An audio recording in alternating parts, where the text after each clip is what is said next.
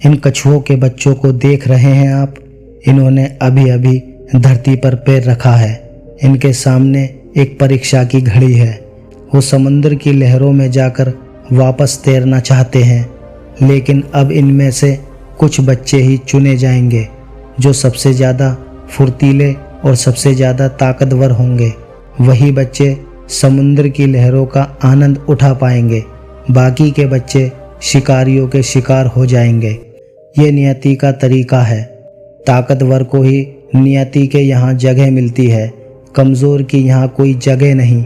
इस बात में कोई शक नहीं कि पुराने ज़माने के लोग बहुत ताकतवर हुआ करते थे, और ये बात भी सच है कि वो लोग जिंदा रहने के लिए खाना खाते थे, और हम सिर्फ जीभ के लिए, स्वाद के लिए खाना खाते हैं। चाणक्य ने अपने एक प्रसिद्ध श्लोक में कहा है कि रोटी से 10 गुना ज़्यादा ऊर्जा आटे में होती है। आटे से 10 गुना ताकतवर दूध होता है, और दूध से 8 गुना ताकतवर मांसाहार होता है, और मांसाहार से 10 गुना ताकतवर घी होता है। आज की तारीख में यदि किसी इंसान को घी खाने के लिए दिया जाए तो 1 चम्मच से ज़्यादा नहीं खा पाएगा। और यदि पुराने ज़माने में देखा जाए तो उनका सबसे अच्छा खाना घी होता था। महाराणा प्रताप के बारे में तो पढ़ा ही होगा। वो जितना वजन लेकर रणभूमि में लड़ते थे, इतना वजन तो आज के 4 आदमी उठा भी नहीं पाएंगे। वो लोग इस दुनिया में सच में जिंदा थे, और हम शायद ज़बरदस्ती जिंदा हैं। आज की जो बोध कहानी मैं आपको सुनाने वाला हूँ, उसकी बातों को दोस्तों आपको अपनी ज़िंदगी में उतारना होगा, तभी कहानी सुनने का मकसद पूरा हो पाएगा। इस कहानी में हम कुछ ऐसी बातें, कुछ ऐसे रहस्य जानेंगे, आपको हमेशा स्वस्थ बनाए रखेंगे, क्योंकि पहला सुख निरोगी काया। दुनिया का सबसे बड़ा धनी हमारा स्वस्थ है। चलिए शुरू करते हैं। पुराने समय की बात है। एक राज्य का राजा बहुत ही पराक्रमी था। वो राजा इतना ताकतवर था, आसपास के 50 से ज़्यादा राज्य उस राज्य पर आक्रमण करने से पहले 100 बार सोचते थे। उन्हें पता था कि वहाँ के राजा और वहाँ की सेना बहुत ही ज़्यादा ताकतवर है। राजा अपनी प्रजा के लिए काम करता था। प्रजा के लिए जो सबसे फ़ायदेमंद चीज़ होती, उसी चीज़ का फैसला लेता। लेकिन जब राजा अपने घर की तरफ देखता तो उसे बहुत चिंता होती। उस राजा के 2 पुत्र थे। बड़ा वाला पुत्र बहुत ही ज़्यादा ताकतवर था। वो हर चीज़ का हुनर सीख चुका था। तलवारबाजी हो, भाले से खेलना हो या आग से खेलना हो, वो हर तरफ की चालबाजी से संपूर्ण था। उसे जो भी चीज़ें सिखाई जाती वो बहुत ही जल्दी सीख जाता। सब राज्य के लोग यही कहते हैं कि यही राजा का उत्तराधिकारी बनेगा।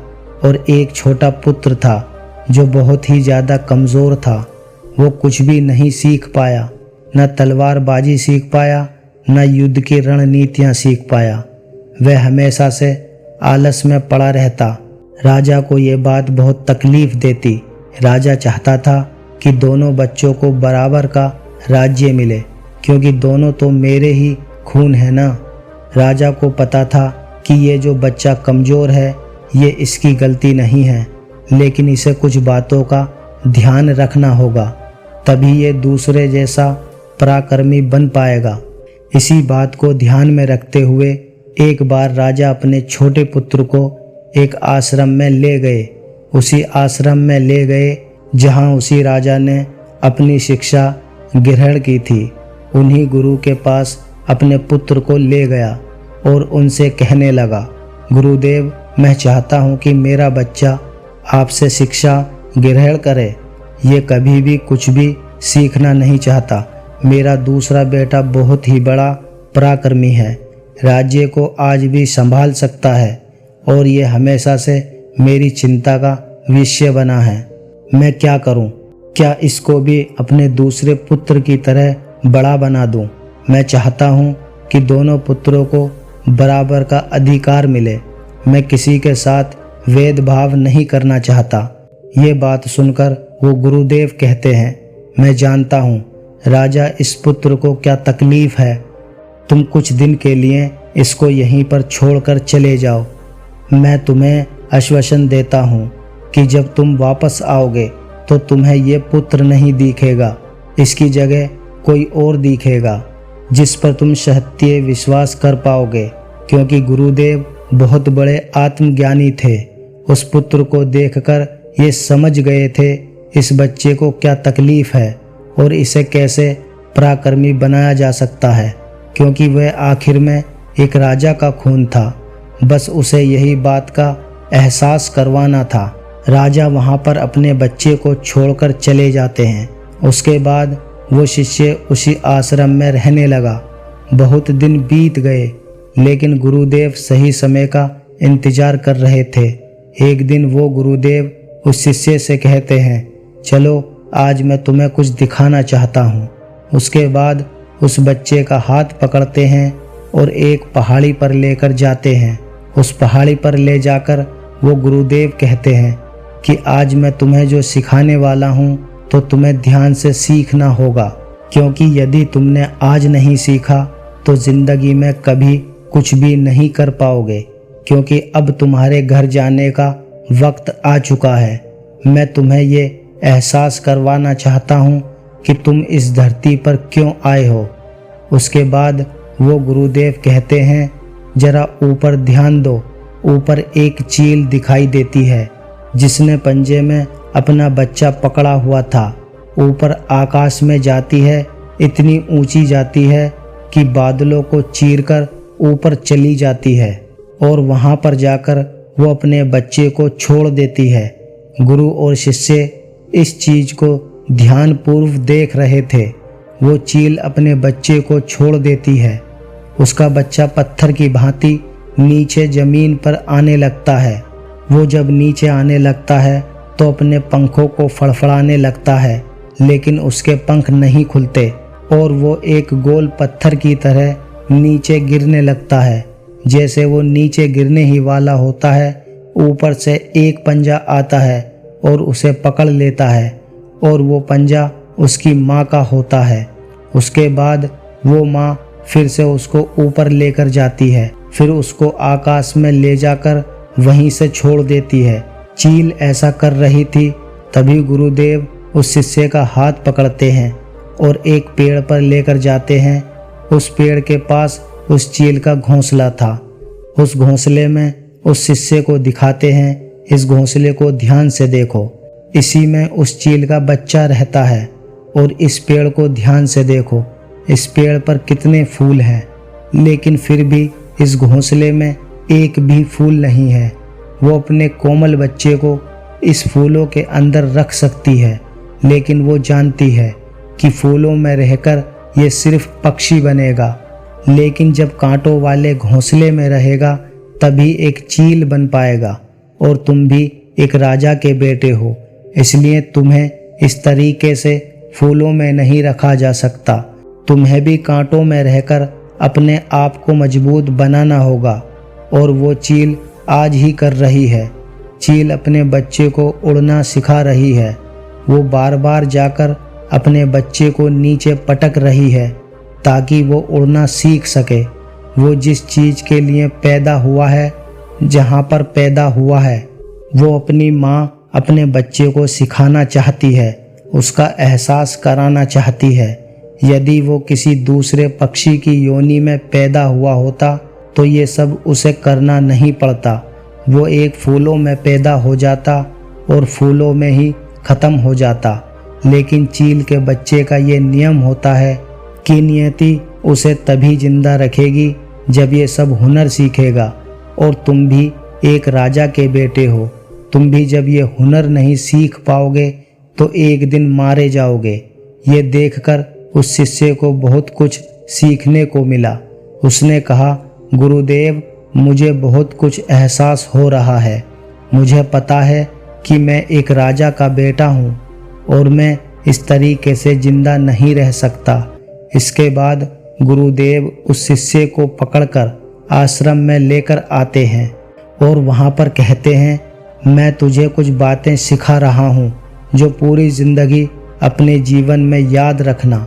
चील से तो तुमने बहुत कुछ सीखा है, लेकिन तुम चील के बच्चे की तरह तो ज्ञान नहीं ले सकते ना। तुम एक इंसान हो, तुम्हें इंसान की तरह ही अपने शरीर को बनाना होगा। आज मैं तुझे कुछ बातें बता रहा हूँ जो तुम्हें अपने घर जाकर करनी है, तभी तुम पराक्रमी राजा बन पाओगे, अपने शरीर को स्वस्थ रख पाओगे, क्योंकि राजा कभी बीमार नहीं पड़ता। तुम्हें यदि बीमार नहीं पड़ना है तो तुम्हें इन बातों का हमेशा ध्यान रखना है। पहली बात जो तुम्हें ध्यान रखनी है, हमेशा सुबह जल्दी उठना। और तुम एक इंसान हो, इसलिए तुम्हारे लिए 6 से 8 घंटे की नींद बहुत है, इससे ज़्यादा कभी मत सोना। और सुबह जल्दी उठकर अपना जो हुनर होता है, जो एक राजा अपने हुनर को सीखता है, वो हुनर तुम्हें सुबह जल्दी उठकर सीखना है। सुबह जल्दी उठकर तुम्हें योगा और परिणाम करना है। अपने शरीर को जितना तुम स्वस्थ रखते हो, उससे भी ज़्यादा तुम अपने अंदर की शक्ति को भी स्वस्थ और अच्छा रखना। अपनी मानसिक शक्ति को भी इतना ही बढ़ाना, और यही मानसिक शक्ति तुम्हें ध्यान से मिलेगी।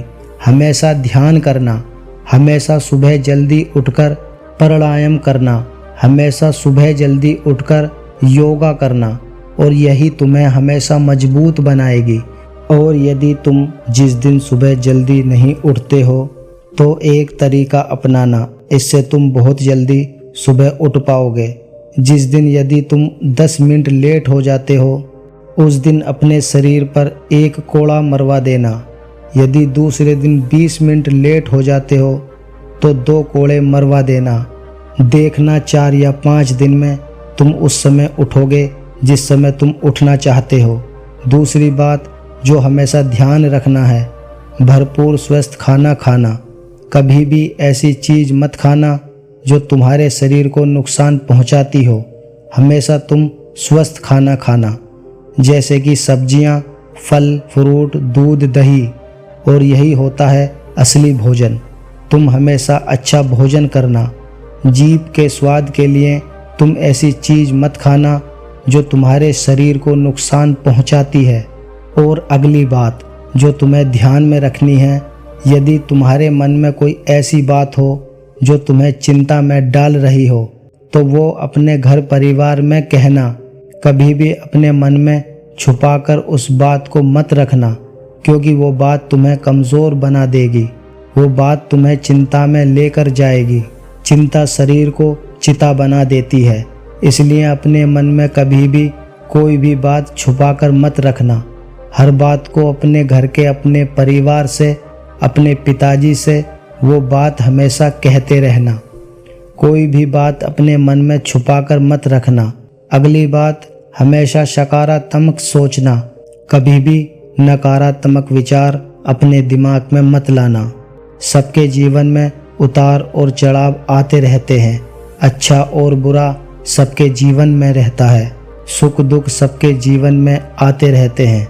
ये ज़िंदगी के एक सिक्के के 2 पहलू हैं, इसलिए जीवन में कैसा भी वक्त क्यों ना हो, हमेशा सकारात्मक रहना। अगली बात जो ध्यान में रखनी है, हमेशा हंसते रहना, हमेशा मुस्कुराते रहना। यदि तुम्हारे मन में किसी बात की चिंता हो तो वो बात की चिंता तुम्हारे चेहरे पर नहीं दिखनी चाहिए, क्योंकि तुम एक राजा हो और एक राजा हमेशा मुस्कुराता होना चाहिए, तभी जनता मुस्कुराती है। इसलिए जब भी तुम जनता के बीच रहो या अपने घर के बीच, हमेशा मुस्कुराते रहना, क्योंकि जितना तुम मुस्कुराओगे तुम्हारे शरीर में सकारात्मकता आएगी और इससे तुम्हारा शरीर और ज़्यादा मजबूत बनेगा। और लास्ट बात जो तुम्हें ध्यान में रखनी है, वो हमेशा दान पुण्य करते रहना।